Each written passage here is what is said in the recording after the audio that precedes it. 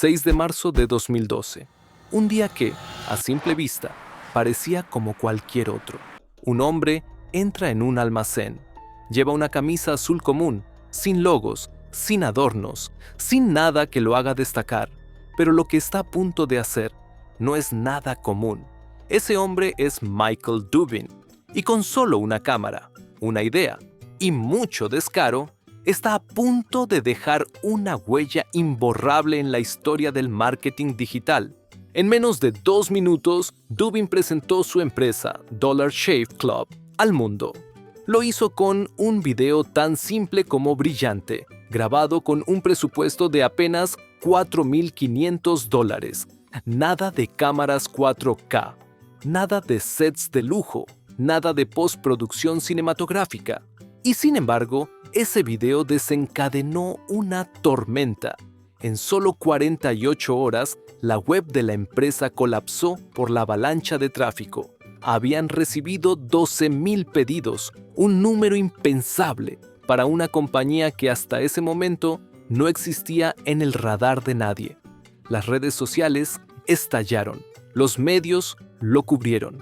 Y lo que era un proyecto lanzado desde un pequeño apartamento en California, se convirtió en el inicio de una guerra comercial contra uno de los gigantes más imponentes del mercado global. Porque sí, del otro lado estaba Gillette, una marca con más de un siglo de historia, respaldada por el músculo financiero de Procter & Gamble, con un presupuesto anual en marketing de más de $800 millones. Presencia en todos los supermercados del mundo, celebridades, patrocinios, campañas en televisión, radio, eventos deportivos, una maquinaria perfecta, hasta que una pequeña startup se atrevió a desafiarla con humor, autenticidad y una propuesta directa. Y aquí es donde aparece la verdadera pregunta. ¿Cómo lo lograron? ¿Cómo una empresa sin recursos, sin experiencia en retail, sin ningún tipo de respaldo, logró enfrentarse cara a cara con una multinacional y ganar terreno?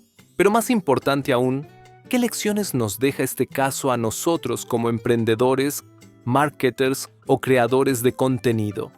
¿Qué claves podemos extraer para aplicarlas hoy mismo en nuestras propias estrategias? Porque esta historia no es solo sobre una marca de cuchillas. Es una clase magistral de cómo se construye una marca con propósito, cómo se usa el contenido para romper moldes y cómo se puede transformar una idea simple en un negocio de 1,000 millones, con el enfoque correcto. Y eso es justo lo que vamos a descubrir hoy. Para entender realmente el golpe maestro que supuso Dollar Shave Club, hay que viajar un poco atrás en el tiempo. Es fundamental ver el escenario en el que surgió esta disrupción. Estamos en el año 2011, un momento en el que el mercado del afeitado no solo estaba consolidado, sino prácticamente monopolizado por un solo nombre: Gillette. Gillette no era simplemente una marca de cuchillas, era una institución. Con más de un siglo de historia, estaba profundamente integrada en la vida cotidiana de millones de personas alrededor del mundo. Gillette era sinónimo de masculinidad, de tecnología, de tradición. Y no era por casualidad. La marca había construido durante décadas un imperio sobre la promesa de ofrecer el afeitado perfecto, a cualquier costo.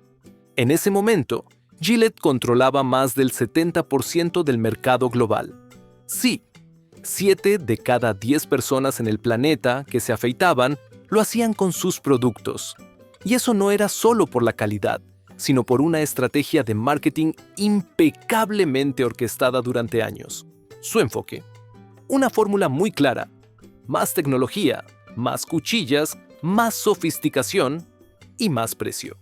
Cada nuevo modelo de rasuradora venía con una innovación añadida: 5 hojas, 6 hojas, bandas lubricantes, cabezales flexibles, microvibraciones, sensores. Cada avance iba acompañado de un precio más alto y de una narrativa aspiracional, reforzada por campañas multimillonarias que incluían atletas de élite, actores famosos y una estética visual que te hacía sentir que, con una Gillette en la mano, Estabas un paso más cerca de ser un hombre completo. Para ponerlo en perspectiva, un simple mango de afeitar costaba cerca de $20 y un paquete de 8 repuestos podía alcanzar los $36. Un gasto mensual significativo para algo tan cotidiano como afeitarse. Y lo peor, muchas veces ese gasto ni siquiera ofrecía una experiencia sustancialmente mejor.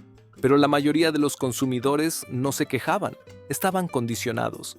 Gillette había logrado convencer a millones de personas de que un buen afeitado tenía que ser caro, que más tecnología equivalía a mayor calidad, que cambiar constantemente de modelo era necesario y que si querías cuidarte, tenías que pagar el precio. Era un mercado completamente cerrado, donde las reglas estaban escritas por una sola marca, un monopolio disfrazado de innovación, y entonces llegó alguien a cuestionarlo todo. Ahora dejemos de lado los grandes corporativos, los millones en campañas y las salas de juntas. Viajemos a algo mucho más cotidiano, un pequeño apartamento en Venice, California.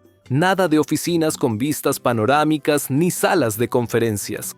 Solo un salón sencillo, un escritorio modesto y un tipo con una idea que, en ese momento, parecía casi ridícula. Ese tipo era Michael Dubin. No era un ejecutivo de traje, no venía de una familia de millonarios ni tenía acceso a inversores de Silicon Valley. Era un comediante de improvisación, alguien acostumbrado a pensar rápido, a conectar con el público y a encontrar humor donde otros solo ven rutina. Pero además, tenía algo que muy pocos improvisadores tienen: experiencia en marketing digital. Sabía cómo se movía Internet, sabía cómo capturar la atención de las personas en segundos. Y lo más importante, sabía contar historias. Todo cambió en una conversación aparentemente trivial, durante una fiesta navideña cuando conoció a Mark Levin. Mark tenía acceso a cuchillas de afeitar a buen precio. Tenía el producto, pero no tenía ni idea de cómo hacerlo llegar al público. Ahí fue cuando a Dubin se le encendió la bombilla. Desde su experiencia como consumidor y como profesional del marketing, Dubin identificó de inmediato 3 problemas clave en la industria del afeitado que todo el mundo daba por sentado. Primero, los precios eran ridículamente altos. ¿Por qué pagar más de $30 por unos simples repuestos? No tenía sentido. Había un sobreprecio evidente que nadie se atrevía a cuestionar. Segundo, la experiencia de compra era un suplicio. Ir al supermercado y encontrar las cuchillas bajo llave dentro de vitrinas de plástico como si fueran joyas. Pedir ayuda, esperar, lidiar con la incomodidad. Todo por algo tan rutinario como afeitarse. Y tercero, la mayoría de los hombres simplemente se olvidaban de comprar repuestos a tiempo. Llegaba el día del afeitado y cuchillas sin filo. Resultado, mal afeitado, irritación o tener que correr a la tienda con prisas. Un problema pequeño pero constante. Y ahí, en esas molestias cotidianas, Dubin vio una gran oportunidad. Su solución era tan simple que parecía demasiado obvia. Un modelo de suscripción, $1 al mes, cuchillas enviadas directamente a tu casa, sin salir, sin preocuparte, sin pagar de más. Tan básico, tan funcional, tan perfecto, fácil, barato, conveniente. 3 palabras que juntas en marketing pueden cambiarlo todo. Lo que Dubin había creado no era solo una propuesta de valor competitiva, era una forma de simplificar la vida de las personas, de quitarles un problema de encima. Y cuando logras eso, no solo vendes un producto, empiezas a construir una marca con propósito. Y es aquí donde muchas startups habrían tropezado. Porque tener un buen producto no garantiza el éxito. Tener una buena idea, incluso una gran solución a un problema real, no es suficiente en un mercado saturado de mensajes, anuncios y promesas vacías. Lo que separa a los que sobreviven de los que hacen historia es cómo comunican esa idea. Michael Dubin lo sabía. No podía competir con Gillette en presupuesto, no podía permitirse anuncios en televisión, ni patrocinios deportivos, ni un ejército de influencers repitiendo frases ensayadas. Su presupuesto total para lanzar la empresa era de $35,000. Con eso, tenía que construir toda la marca, diseñar la logística, crear el producto y captar la atención del mundo. Entonces, apostó por lo único que tenía, su personalidad, y en lugar de dispersarse, lo concentró todo en una jugada. Decidió gastar $4,500, una fracción ínfima del presupuesto de cualquier campaña tradicional, en lo que parecía un simple video casero, sin actores conocidos, sin luces profesionales, sin cámara lenta, sin música emocional, sin planos perfectos. Nada de eso. Solo él, Michael Dubin, caminando por un almacén desordenado, hablando directamente a la cámara con su característico humor seco, casi absurdo, desmantelando punto por punto las promesas sobreproducidas de la industria del afeitado. Lo hizo sin rodeos, sin filtros, sin maquillaje publicitario. Y eso fue lo que conectó, porque lo que decía era cierto, y lo decía como si lo pensara de verdad. Lo que parecía improvisado estaba perfectamente calibrado para sonar auténtico, cercano y contundente. Dubin no vendía cuchillas, vendía una crítica al sistema, una manera distinta de ver lo cotidiano. El video se subió a YouTube el 6 de marzo de 2012, y lo que pasó después sorprendió incluso a ellos.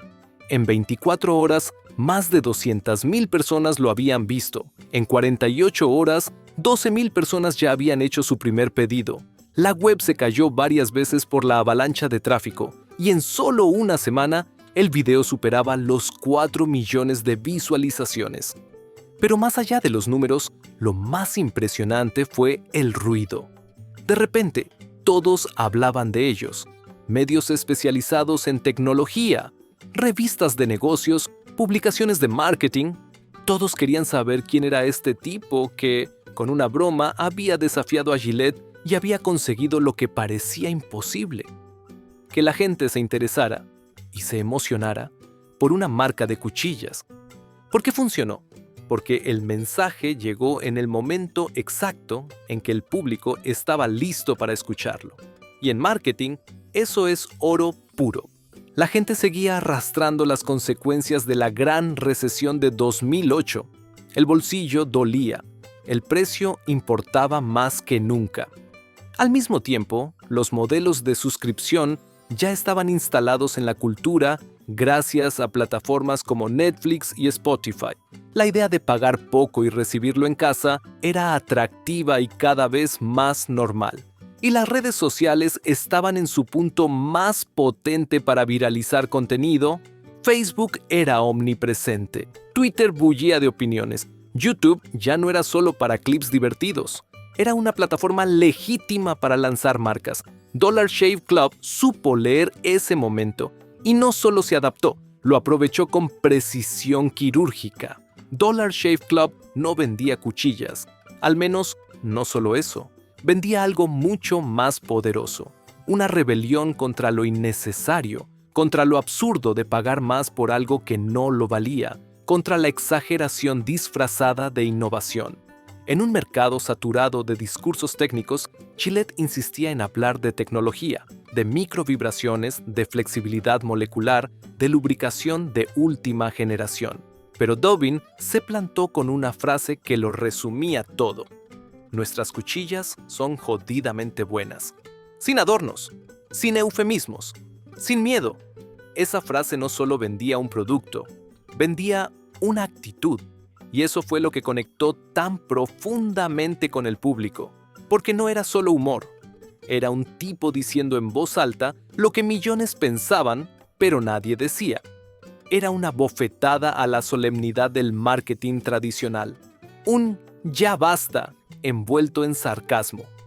Lo más interesante es que esto no fue un golpe de suerte. Muchos negocios han tenido su momento viral.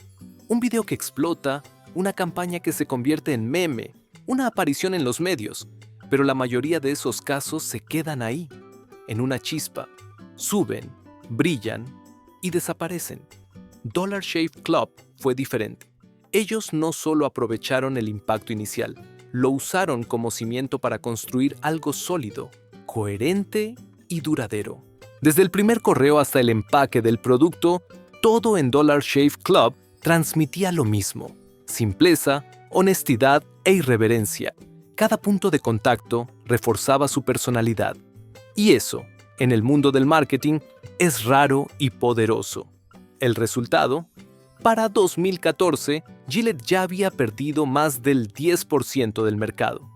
Tuvo que lanzar su propio modelo de suscripción, bajar precios y rediseñar su propuesta. No por innovación, sino por obligación.